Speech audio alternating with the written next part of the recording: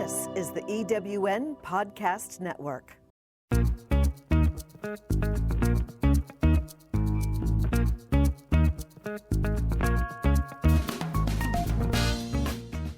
Welcome to Late Boomers, our podcast guide to creating your third act with style, power, and impact.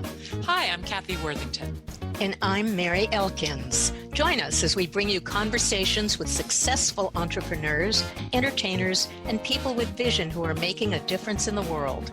Everyone has a story, and we'll take you along for the ride on each interview, recounting the journey our guests have taken to get where they are, inspiring you to create your own path to success. Let's get started. Hello, I'm Kathy Worthington. Welcome to Late Boomers. Today, our special guest is Evan Marc Katz, one of the world's first dating coaches.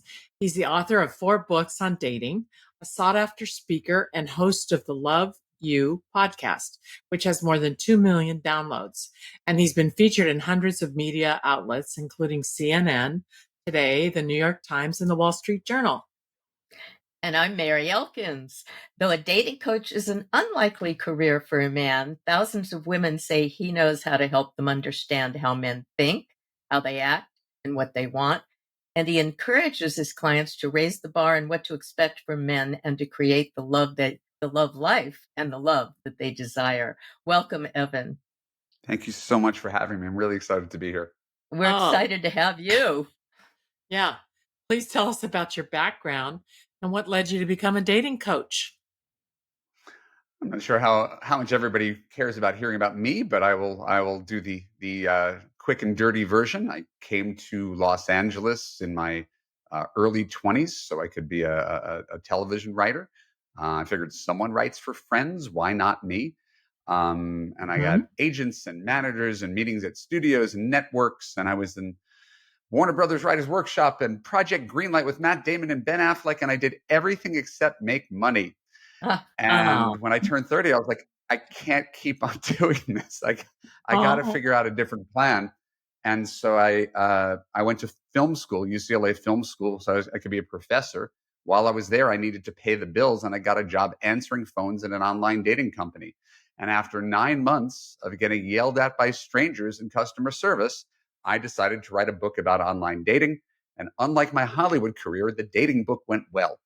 And so it was called I Can't Believe I'm Buying This Book, A Common Sense Guide to Successful Internet Dating.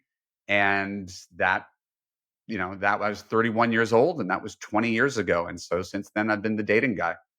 Oh, wow. That's great. So great. I love that story. Yeah, I know. It's a great story. And there's a lot more. My career is mostly after that. Like the Hollywood stuff is kind of interesting-ish, but I'm much more interested in talking about what I've been doing for women for the past 20 years than my failures in my 20s. My daughter and son-in-law went to UCLA Film School also. That's where they met. So I just wanted to throw that in. I didn't graduate, but I had a really great experience there. Okay. And so, I started a business in 2003 writing people's online dating profiles. I got a company called eCyrano, E-CYRANO. And eCyrano, no one ever done that before, had a professional business writing people's profiles. So that became a news story. That's how I got in Time Magazine and CNN and USA Today, was just because I was doing something different. And then the demand for the service was greater than I could handle myself. So I hired a bunch of freelancers to write dating profiles, some of whom are still working for me. And the profiles turned into, okay, this profile is getting me all this attention online. What do I do now? And I said, well, what do you mean? What do you do now? I don't know what to say to the guy on Match.com. All right, so let's log in. And so suddenly I was teaching women how to flirt. And I didn't realize that was a job, teaching women how to flirt. And so the demands of the job happened to suit my skill sets, which is being a communicator and liking women and telling them the truth, easy to tell the truth. And so online dating profile writing led to online dating coaching, led to dating coaching, led to relationship coaching. And after about 5 years of this, I learned enough from helping other people that I finally figured out how to choose right for myself. And I got married 15 years ago. And so now I'm the coach who's been in business for 20 years, married for 15. But before that, I had 300 online dates that didn't result in success. So Oh, Oh, that's I'm really, painful. really good. Kathy and Mary, I'm really, really good with failure. Like really good at it. yeah. I love that. But what is your coaching philosophy? Um, I tell women that they are the CEOs of their love life and that men are the interns applying for a job. Oh, that's wonderful. Oh, I love that. Short and that's sweet. really good. I mean, Well, again, and, there's a lot more to it, but it's just realizing that there's one. If you're looking for a husband, there's one slot open, and if you're with someone who's not doing the job, why are you with him? Because the first 3 months were good, because he's cute, because you're lonely. Sometimes people hold on to relationships that are not serving them well. So I just take sort of real life practical philosophy for my clients who are smart, strong, successful women who have everything. And I say, you wouldn't accept less in any other aspect of your life, in your work, in your home, your friends at this point. We've all lost tolerance for people that don't make us happy. So why do we put up with such endless amounts of bullshit with men? So I just say, be slow to hire and quick to fire. And Oh, that in and of itself takes people a pretty long way. yeah, that's really. great. Tell us Gee. about the difference between attracting the wrong man and accepting the wrong men. And how do you recommend Well, we raise the bar on what we should expect from them? I don't know enough about your relationship histories, apart from the fact that you're both widowed. I don't know that they were good marriages, so I will leave you guys out of it. But Okay. in general, I think you see there are the same patterns that people engage in over and over and over again. So the story becomes, I attract the wrong men. I attract narcissists. I attract Mhm. emotionally unavailable men. No, you are attracted to those men, and then you choose those men, and then you double down on those men. They're all choices, conscious or otherwise. They're choices. So the framing of I attract the wrong men makes you seem like you have no agency, like you're a magnet and they just come and stick to you. Where Hmm. someone else meets a toxic narcissist, and after 3 dates, she's like, bye. Another woman stays with him for 2 years trying to fix him. So you don't attract the wrong men, you accept the wrong men. And once you Mm. realize that, that gives you back the power. You do not have to continue to make the same choices you made in your past. I Well, love that. and how do you raise the bar? I love that too. Yeah. Well, you raise the bar on men by understanding intellectually that 90% of men are not your man. Right? Yeah. We're always trying to, we come from a place of fear. We come from a place of scarcity. Oh, I could put up with this. And Mm, if your relationship is bringing you more anxiety than joy, you have to ask yourself, why am I putting up with this? Mm. Relationships exactly. should lift, they should not drag you down. And so we raise the bar by just getting women to do something that's strangely unusual. They don't even listen to their feelings. Women are the more sensitive, intuitive sex. And you talk to a woman who's had a 30-year unhappy marriage, who basically swallowed her feelings for decades. So I just tell women, listen to your feelings. If your relationship does not make you happy, you shouldn't be in your relationship. You could do better. You're better off being alone than to be with the wrong person. Yeah. But if you're tired of being alone, then that's when you decide that you need that then you need help, is to find a person who's worthy of you. And I would rather you say no to 90% of men off the bat than to say yes to something and then regret it years later. Yeah. You Oh, had yeah. said something before we went on the air about relationships should be easy and not difficult. Talk about Well, that. it's counterintuitive thinking. It's not. I'm probably not the first person to make that observation, but I'm probably one of the only people to call it like a life philosophy.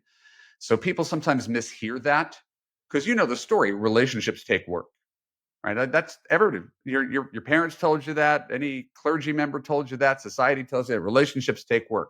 Well, think of any relationship that took a lot of work. Was it a relationship worth preserving? No. Mm. The relationship that ended, that took a lot of work, the reason it took a lot of work is that it wasn't a very good relationship. Mm. So I just Mhm. just call attention to the fact that my relationship with my wife, I can't be the only guy in the world. is fundamentally easy. We agree on 95% of things. There's 5% of things we're never going to agree on. We work around that. So it's better to say that relationships take effort, like a garden that you water. You have to continue to put in effort. But if that effort feels like work, like if your relationship is like working in the coal mines, why are you volunteering to work in the coal mines? I so Yeah, agree don't want to with do you. that. I Well, so agree with you. yeah. Thank Well, you. I do I too. appreciate that. I I do really, too. Um, why does you say compatibility has little to do with similarities and interests? Well, tell us about that. And then if that isn't true, then what sustains the relationship? Let's make it more of a dialogue. What do you think compatibility is? Uh, in you go. similarities, interests, getting along, it's easy. You really enjoy being with each other. It's just it works. It's at plus chemistry. Um, I'm sure there's more to it. I'm just throwing this out. Kathy, your turn. Take me off the hook here. No, it's okay. Again, I don't mind doing my monologues, but I'd love to just have a conversation with you guys about it. Yeah, Yeah. Well, yeah. Um, I agree with what she said because compatibility to me is really having a lot of points of agreement, like really a lot. So it's just yeah, easy to be with somebody. And, if they want to be alone for a while, I can be alone for a while. That makes me happy too. It just depends, like, what are you wanting from your life? And if there's arguments or disagreements on fundamental things, I just don't want to deal with that. That's not my idea of compatibility, and it wasn't my marriage or anything like that. My marriage was easy, like what you're talking about, for the most part, except with So health issues at the end. sure, I, of course. I think Yeah. it has a lot to do with a lot of supporting each other and what they want, what makes them happy, and that it makes you happy to make them happy. Right. So when people date, are they talking about any of those things that you guys just mentioned at the end there? Nope. They go onto dating sites and they scroll through. Oh, I like tennis. He likes tennis. We must be compatible. I like skiing. He likes skiing. I have a dog. He has a dog. This has nothing to do with compatibility. Yeah. It's just a place to start a conversation, Uh-huh. Hmm. Okay. right? Because you all know people who play tennis who hate each other, or people who have the same Catholic background and they've been miserably married for 50 years, but just because they're both Catholics doesn't make that a good marriage. That's not actual compatibility. That's just similarity. Hmm. And so Okay. people mistake similarity for compatibility. Look at what we have on paper. We're like the same person. Well, Hmm. then shouldn't you be happy? And the answer is usually no, because there's so much more to compatibility than commonality. Compatibility is all of the things that you guys mentioned, and we could break them out into granular detail. All right, there was a great article New York Times did that I've done podcasts about because I thought it was really clever. The 13 questions you should ask before you get married, Ah, and I wouldn't encourage you to ask a guy on the first date. That would be kind of weird, but but they're things that everybody who's been married for a long time knows. It's how do you save and spend money? What Hmm. is your sexual desire or libido? How do we see the role of friends and family? How do we raise kids? How do we manage the house? Are we neat? Are we messy? Are we introverted? Are we extroverted? These are the things that determine whether couples stay together or not. And all the other stuff, height, weight, age, education, income, have zero, like 0% to do with whether you're happy. Mm. is there a number one on that list that you think is most important that makes couples unhappy? What makes couples unhappy? Well, in other words, when they get together, I didn't say that right. If is there a one point on that list that is the most important?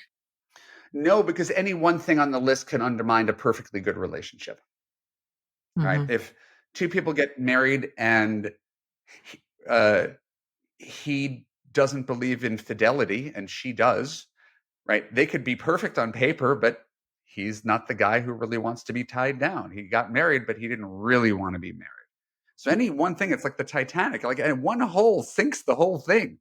So Mm. for well, most of these things have to be aligned naturally, or somewhat negotiable. Hey, it's okay. I've got a friend. She's a super extrovert. He's a super introvert, right? They had to go to couples counseling to figure this thing out. But the couples counselor said, here's the solution. Take separate cars. So if you want to go to a party from 8 at night to 1 in the morning, you could stay. He could get out after 2 hours. Everybody gets their needs met. And so there are ways to take incompatible things and work around them, right? Because there are places where one can compromise. And then there are things where you literally cannot compromise. One person wants kids, the other person doesn't want kids. There's no splitting the difference with that one, right? So I think people tend to make dating and relationship decisions based on the wrong metrics. The words we haven't used here, right, are character, kindness, consistency, communication, and commitment.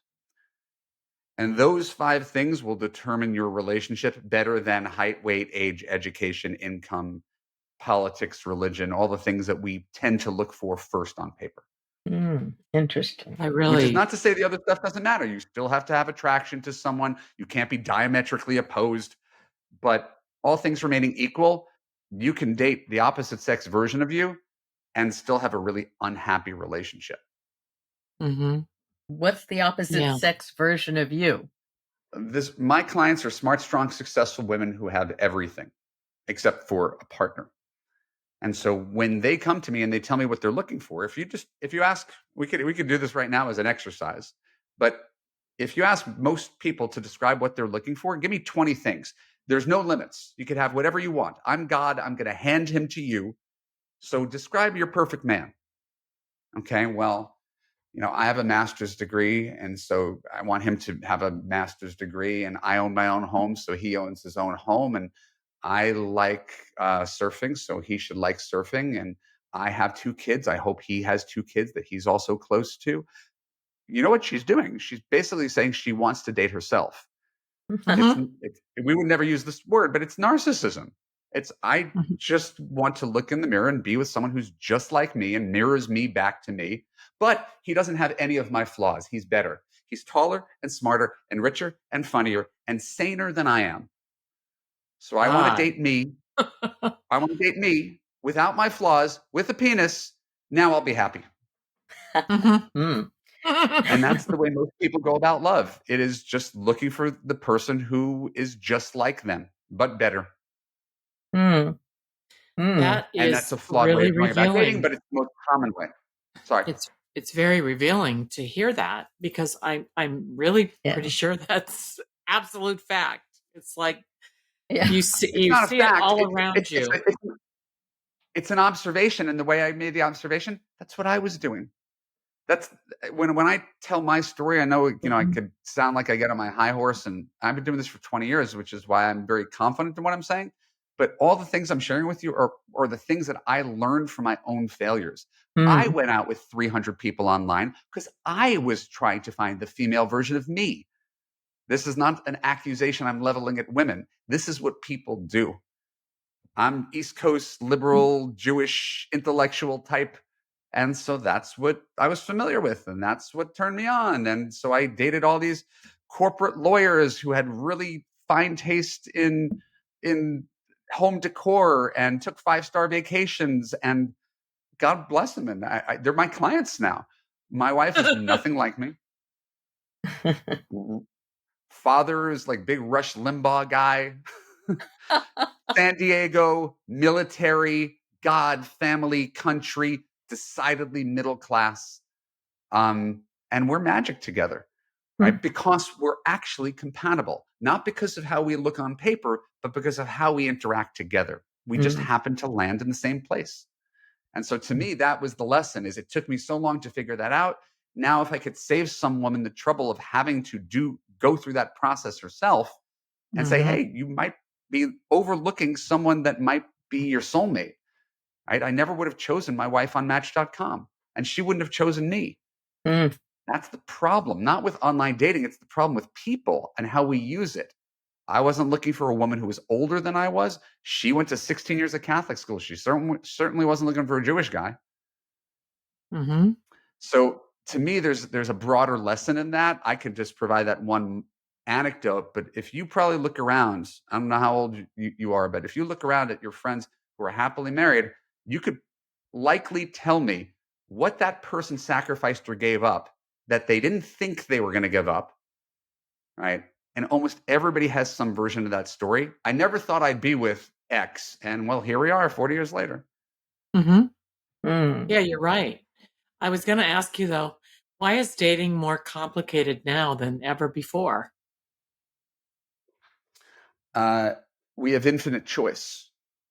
So Hmm. the internet is, either the greatest thing or the worst thing that ever happened to the world, right? Yeah, I but mean, what we if you wouldn't be don't doing want to this if go it out weren't with for the internet. 300 people? I don't want to go out with 300 people I'm not ever. encouraging it. I'm trying to shorten your learning curve so you don't have to. Right. But Right. the seminal book on this is Barry Schwartz, The Paradox of Choice. I read Ah, this 15 years ago, and that's why I got married.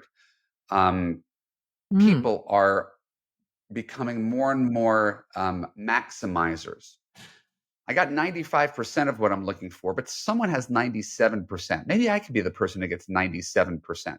And that's why we go online and we comparison shop, right? The example I give is like you're looking for a flight to London.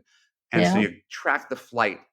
And so you watch the flight and and you see the prices go up and you see the prices go down. And you're looking for the one that has, the shortest layover to New York. You don't want to be in New York for too long. So it's the short flight time, but it's the cheapest flight and it gets you there at the right time. So we really spend weeks and weeks, 10 hours tracking flights.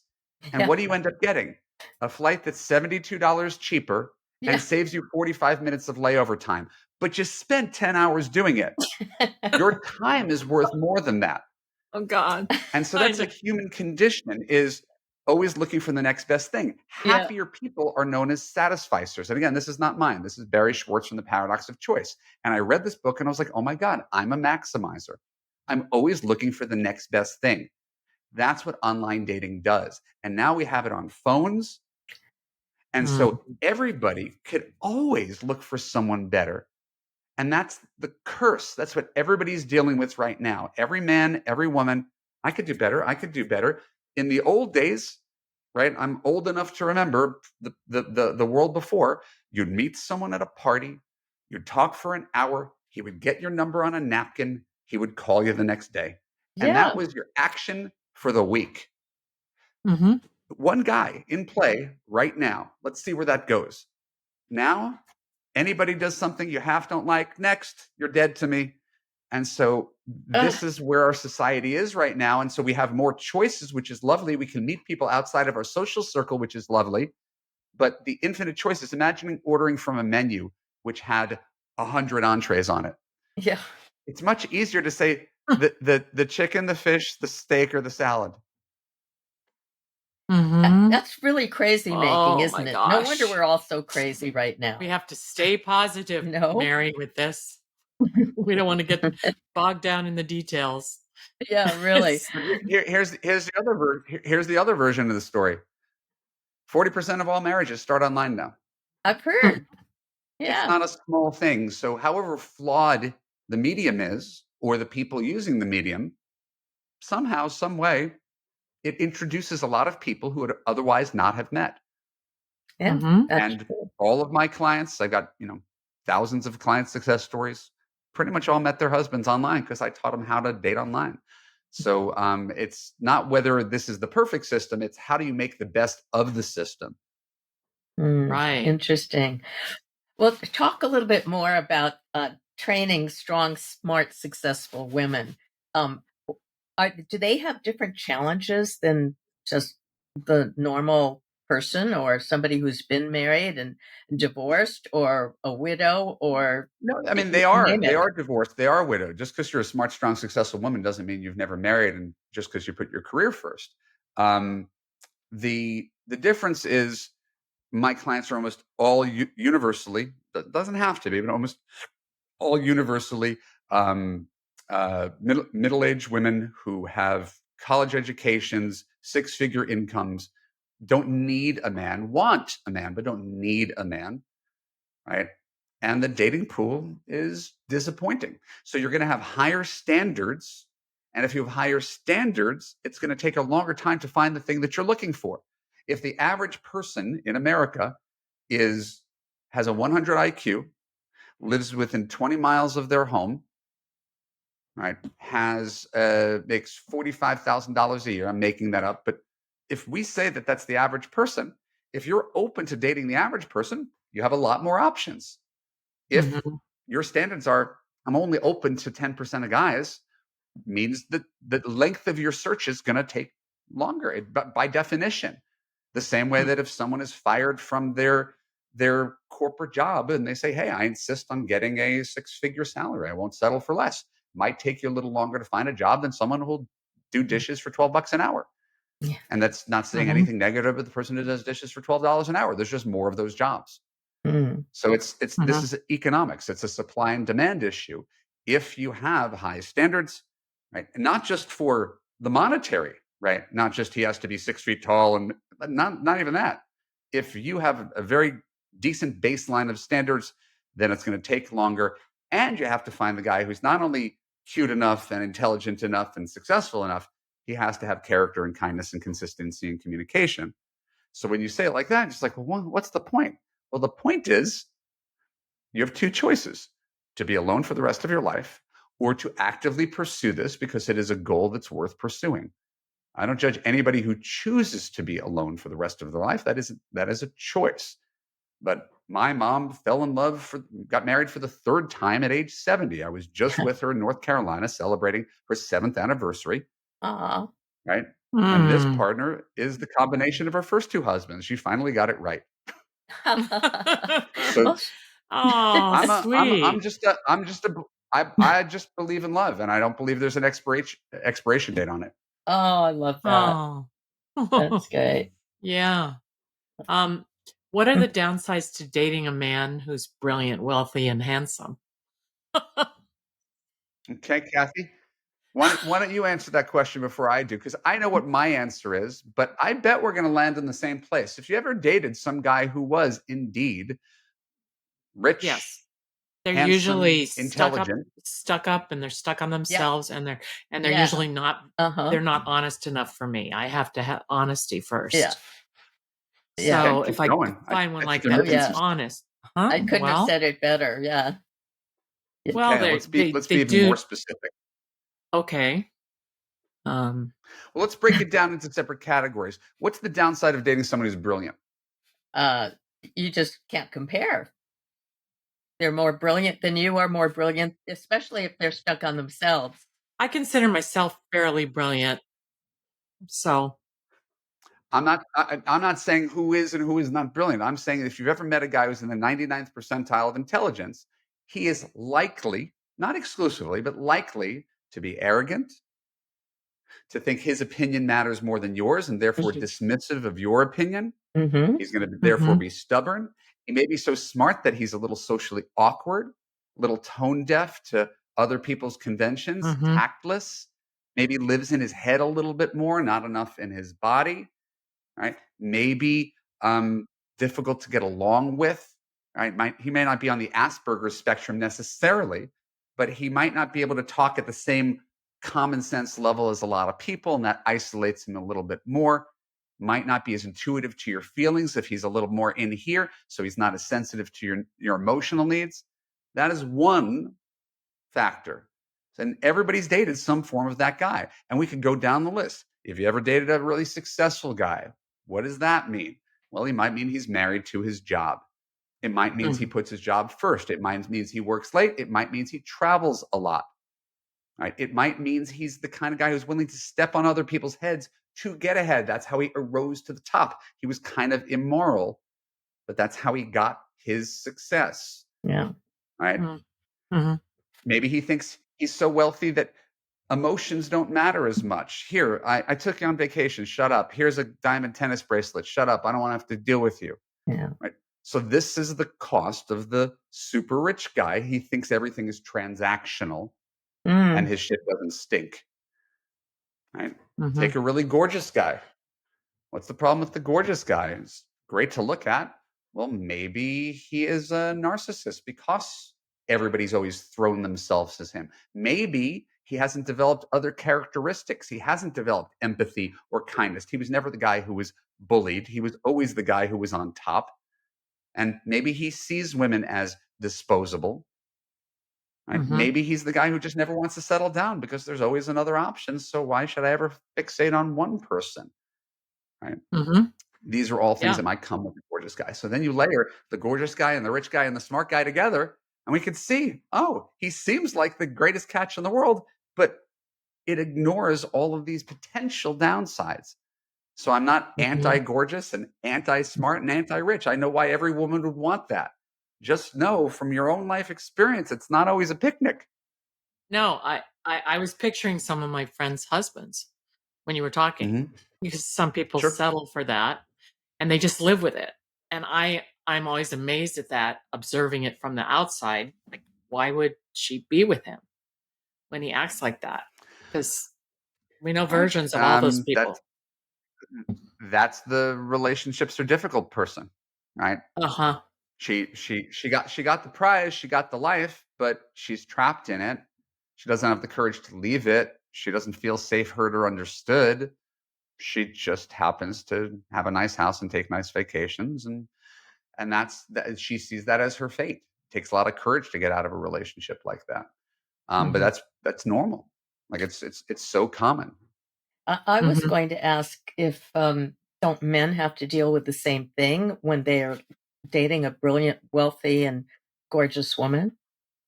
Yeah, sometimes my business is giving advice to women, not Women. men, but I would say probably 90% of my advice is fungible and not gender specific, where if you flip it over, it would apply to both people. Mm. If I were Yeah. advising men, I'd say, hey, buddy, you're the CEO of your love life. Find a woman who really values you and is interested in you and makes it clear that you're a priority to her. Don't date someone who doesn't treat you like you are the best thing since sliced bread. I give him the same advice I give her. Mhm. Right. And so Mhm. you are correct, but I haven't gotten very, very far in life by telling women that they embody some of the same worst traits as men. Well, can you give Yeah. us pointers on how a woman can avoid wasting time with the wrong man? And how can you Um, tell if he's the wrong man, especially if there's chemistry? well, chemistry is the great blinding factor, isn't it? Mhm. I mean, Mhm. chemistry is what allows us to stay in broken relationships way past their expiration date. So chemistry is a feeling, right? It is literally brain chemistry, dopamine, serotonin, norepinephrine coursing through your brain like doing cocaine. It's a high high, it has low lows, and it is not reality. And so that's the problem is we get so caught up in that early phase, and you can go to Wikipedia and look up the biological basis of love. They'll tell you about this. We get so caught up in the attraction phase of love, and then we sort of forget this has nothing to do with what the next 40 years are going to look like. This is a temporary high. And when it wears off, I'm going to crash really, really hard. Right. And I'm going to Mm. ignore some things that I probably shouldn't ignore. So, how do you know if you're wasting time on the wrong person?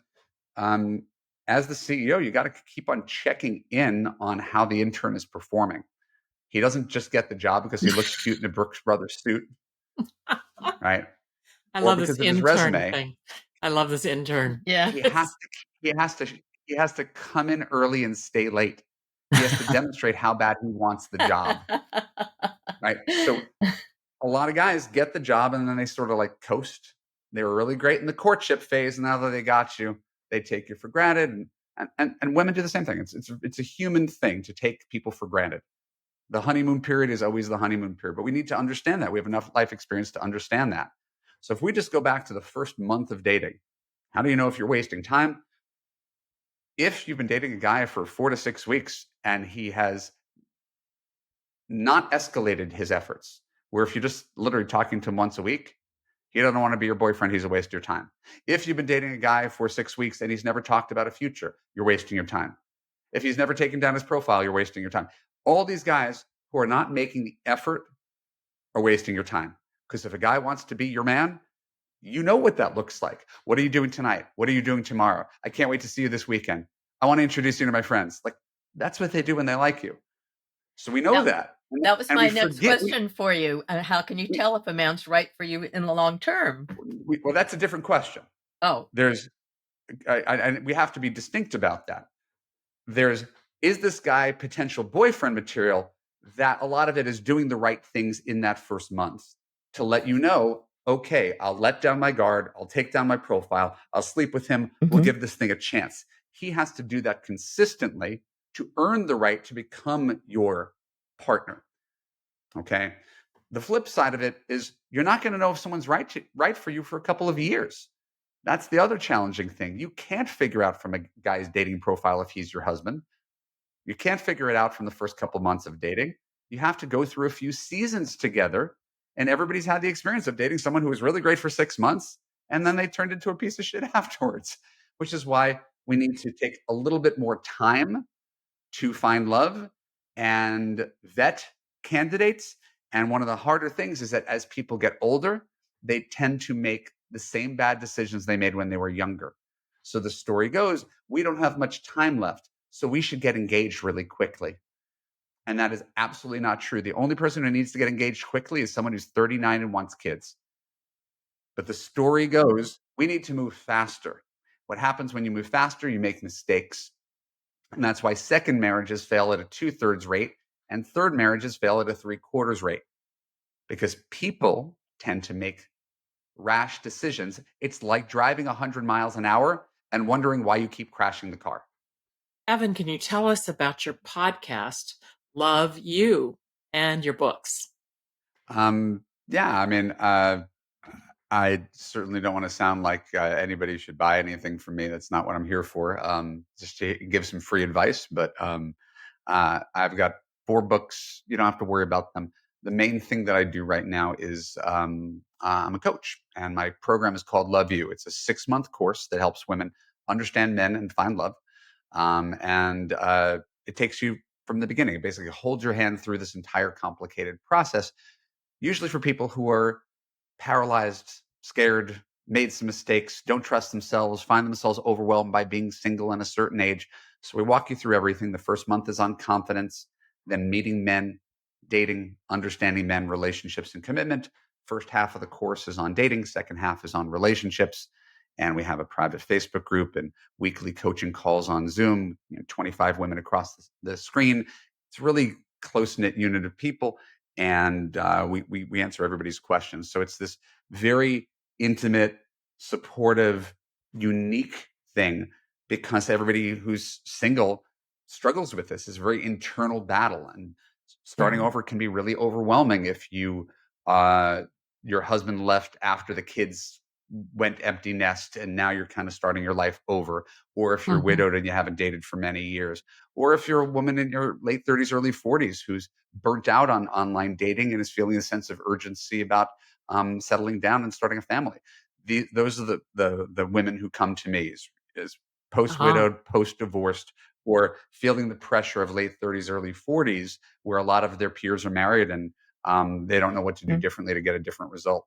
So my podcast is the Love You podcast. We've done 300 some odd episodes since 2016, and we air it once a week, and I give tons and tons of free information away on my podcast, on my blog. I've got a Substack channel, social media.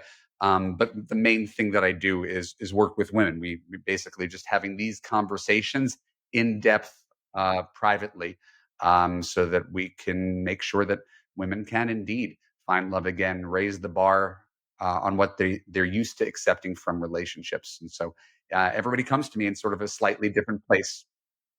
Would you say that most of the women that do it, like it's a 6-month program, do they mostly wait until they've heard the whole program to start dating?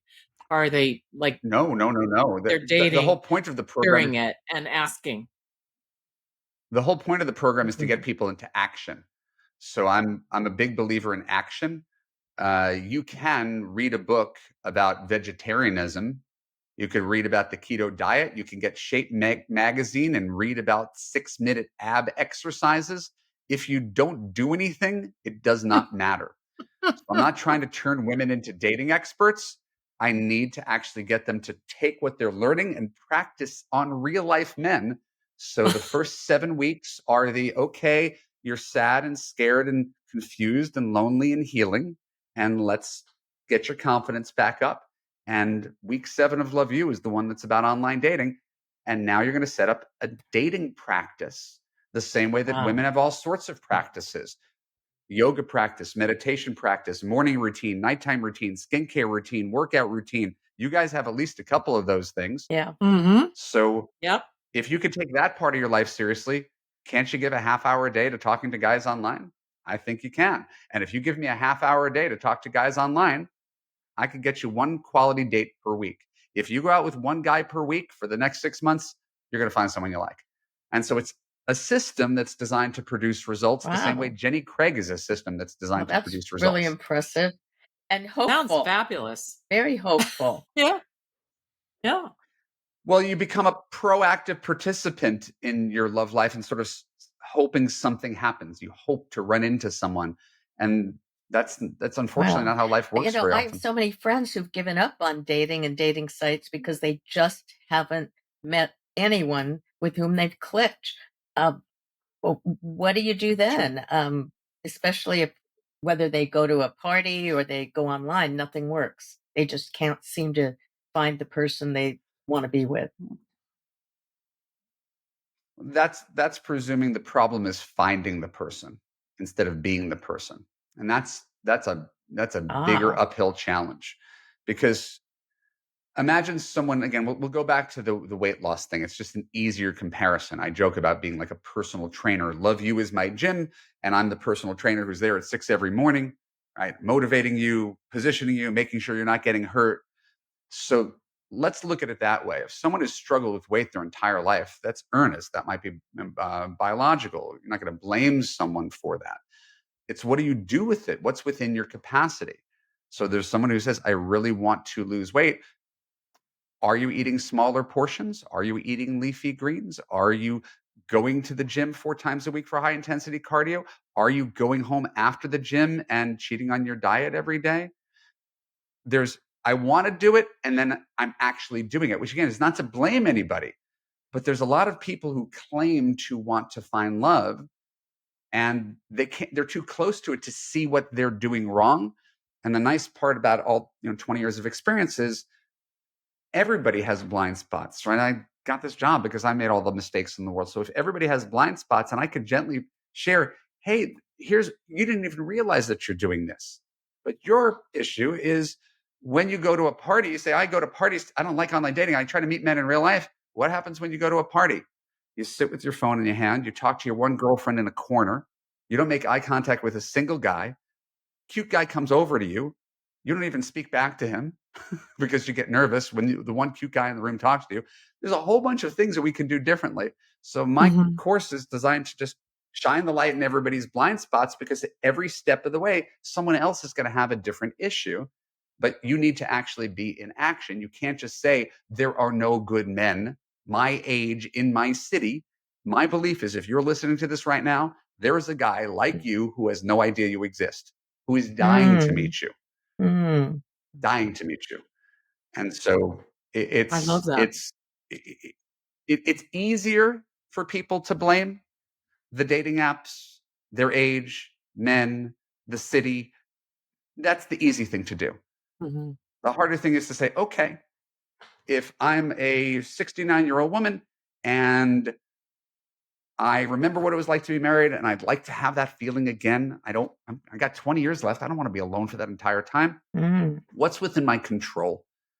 Right? Because there are things you Mm-hmm. can't control. Indeed, there are guys in their 70s who are only looking to date women 20 years younger. They're not usually Yeah. succeeding, by the way. But there's guys who are trying to do that. There's guys who have serious health issues and they're a risk and they want a nurse with a purse. These are real things. You know how many men you need Wow. to be happily married? One.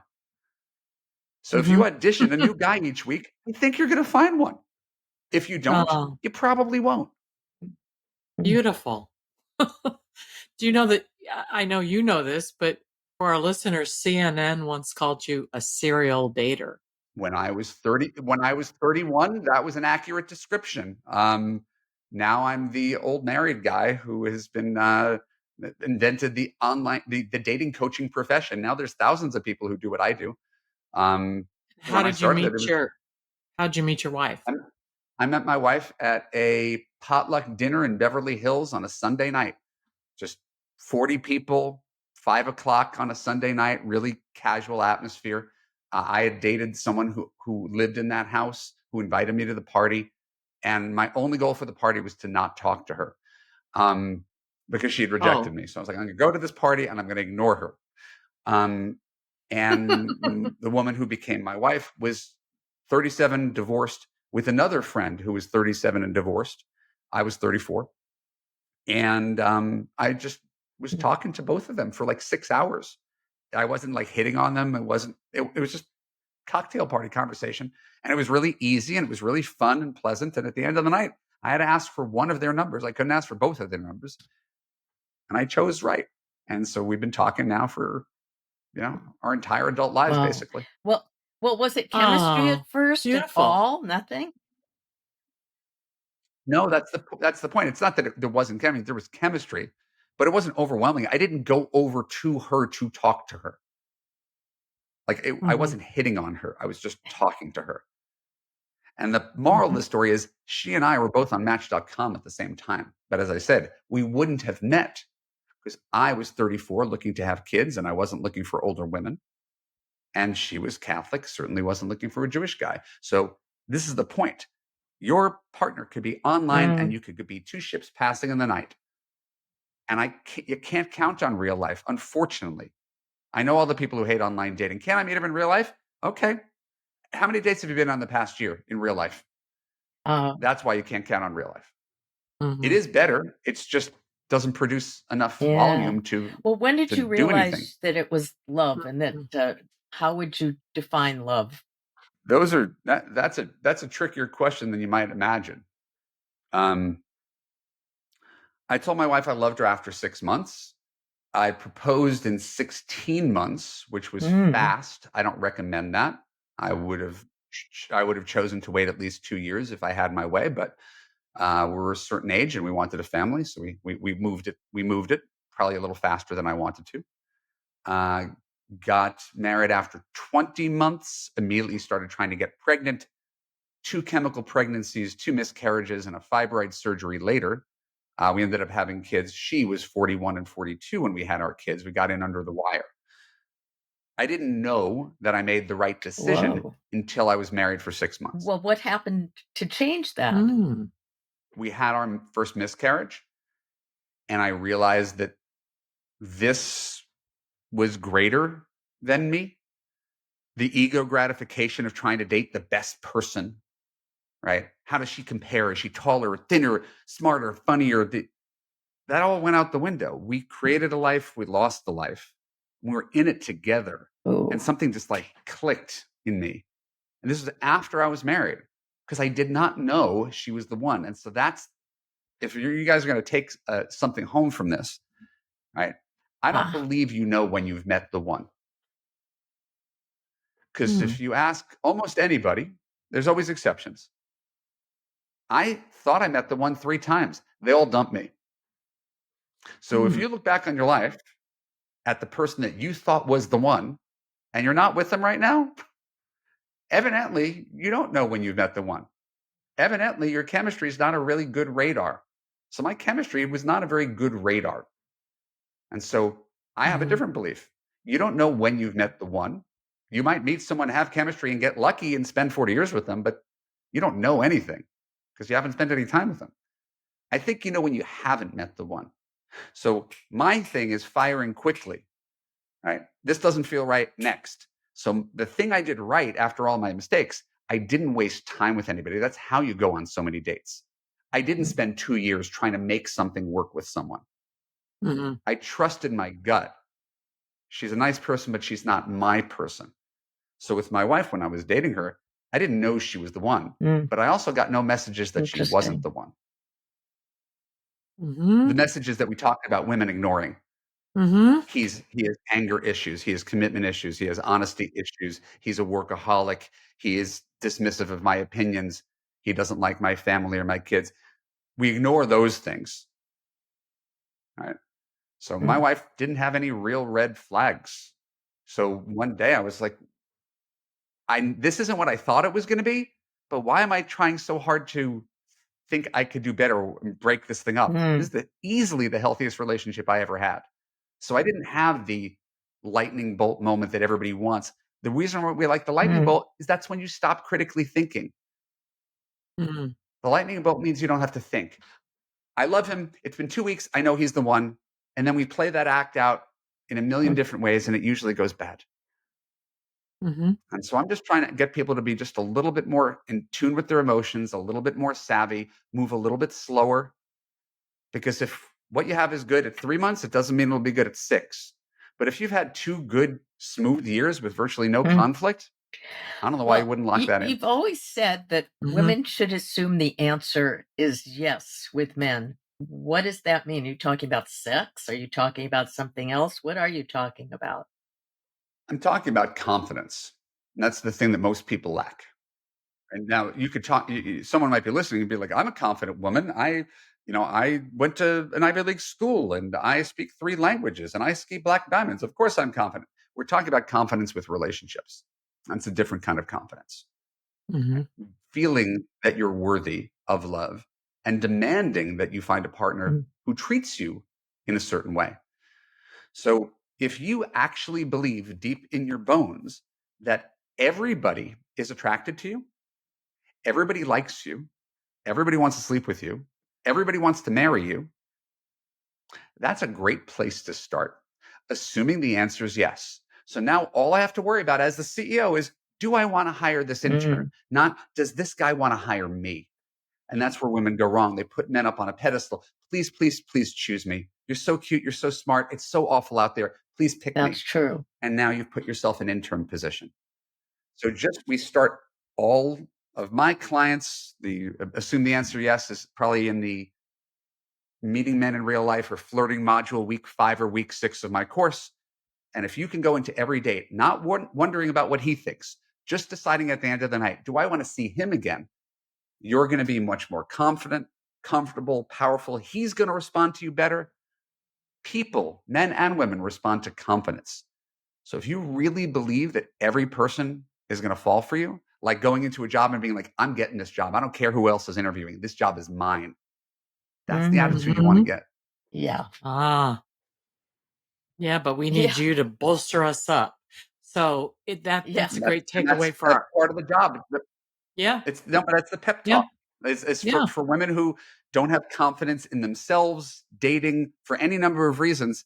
You plug into this, like it's a jolt of electricity that carries you and lifts you. Because I really believe what I'm saying. I'm not bullshitting anybody here. Like I really believe that these are the best practices to find love.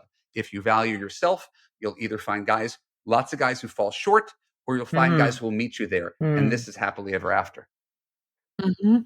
And I was going to ask you what you'd like our audience to have as a takeaway today, but that really sounds like it. But what else would you like to add to that? Why don't you speak about the free gift you're going to do today?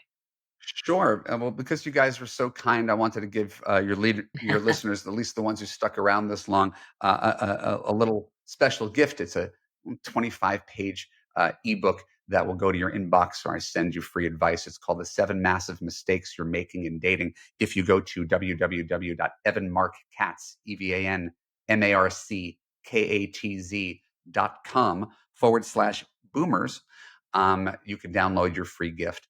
And I hope it makes a difference in your life. And I think you'll read it. And a lot of it's sort of counterintuitive, like some of the things we were talking about today. There'll be a few things you'll be like, I didn't know that was wrong.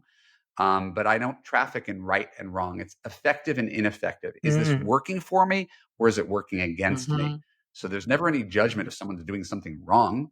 It's sometimes we unintentionally undermine ourselves. The same way, imagine a guy who went on a date who didn't reach for the check.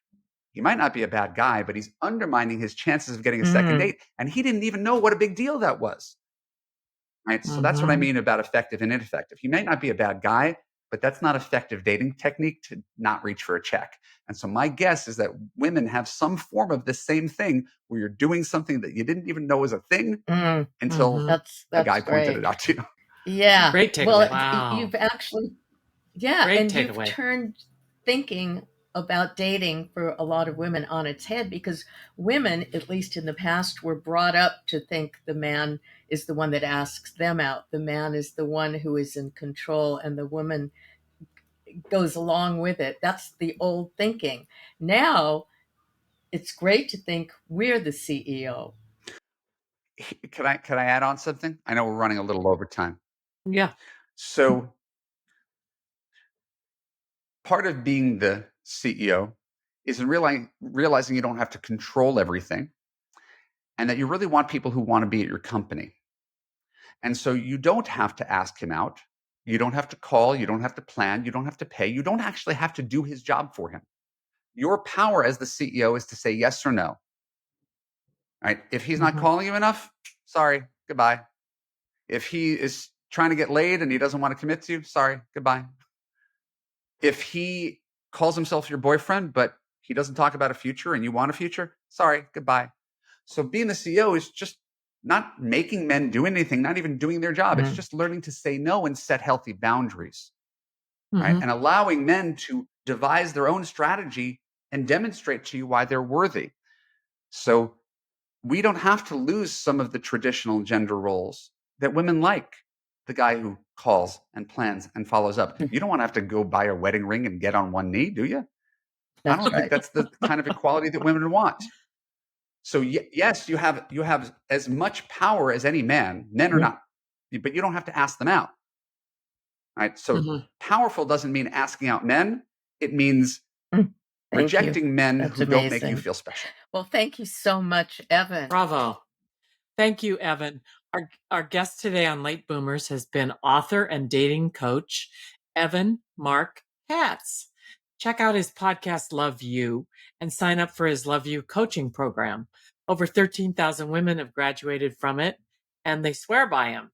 And you can reach him at Evan Marc Katz, which is EvanMarckKatz.com.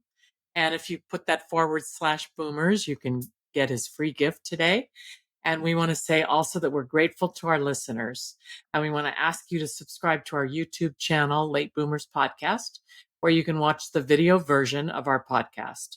Also, please subscribe on your favorite podcast platform and give us a 5-star review. We're on Instagram at I am Kathy Worthington and at I am Mary Elkins and at Late Boomers. We always strive to inspire and entertain you. And thanks again so much, Evan, for being with us today. It was a lot of fun. Thank you so much for having me.